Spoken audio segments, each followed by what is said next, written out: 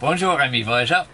Avec l'isolation et les câbles en place, aujourd'hui on va faire les murs. Allez, c'est parti!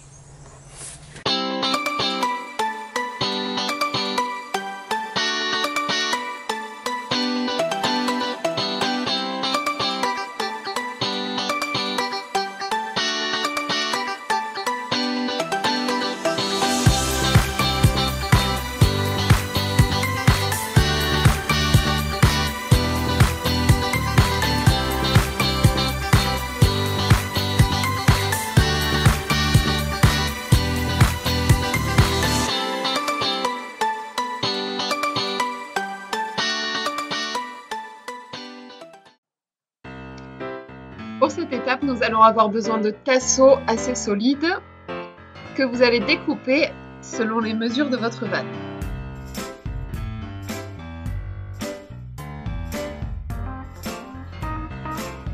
Le but étant de les poser dans la longueur du van selon la largeur des planches que vous avez choisies pour les murs.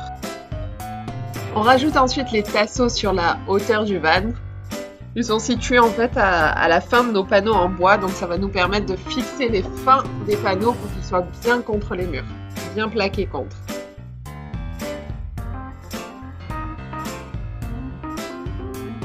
Le but étant d'avoir des tasseaux et donc un support là où vous allez fixer le mur, mais également dans le futur vos meubles, surtout ceux en hauteur. Les supports étant en place, maintenant on va découper nos planches de bois.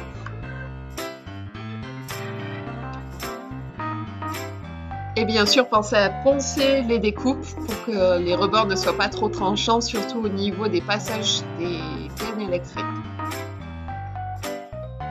Maintenant, on a juste à visser contre nos supports les planches en bois. Les murs sont posés, ça y est. On va juste les peindre par la suite, mais pour l'instant, je vais m'occuper de poser le plancher également sur les portes du van. C'est parti, ça va être pas mal de mesures, je pense. Et en effet, pour cette étape, je commence par mesurer la hauteur et la largeur de mes portes pour avoir une découpe rectangulaire, on va dire, de la taille de ma porte pour pouvoir la placer et avoir une vague idée.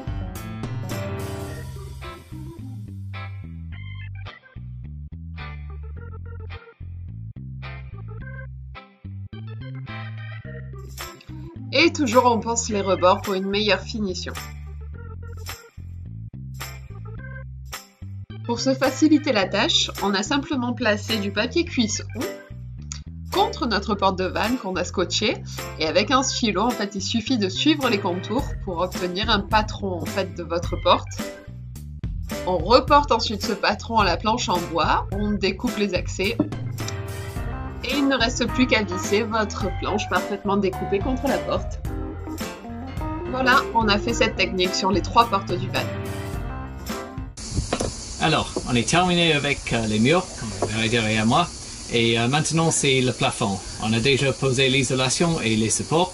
Et on a choisi de faire le lambris PVC parce qu'il est plus fin que le lambris en bois. Donc on perd moins de place en hauteur.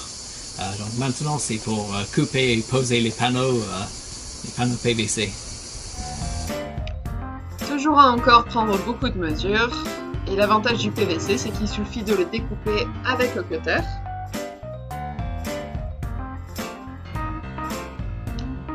Il vous faudra prendre en compte, bien sûr, les emplacements au niveau de votre plafond, que ce soit des lampes ou tout simplement de vos fenêtres ou lanterneaux. Ici, le trou pour notre ventilateur MaxFan. Pour les emplacements des lampes, il suffit de les marquer avec un petit fourré et de les découper à la scie cloche en fonction du diamètre de votre lampe. Et il ne reste plus qu'à les enclencher à l'intérieur. Pour ce qui est de placer les planches PVC au plafond, il suffit d'enclipser la seconde dans la première planche et ensuite j'agrafe la deuxième avec la structure en bois que nous avons précédemment posée au plafond.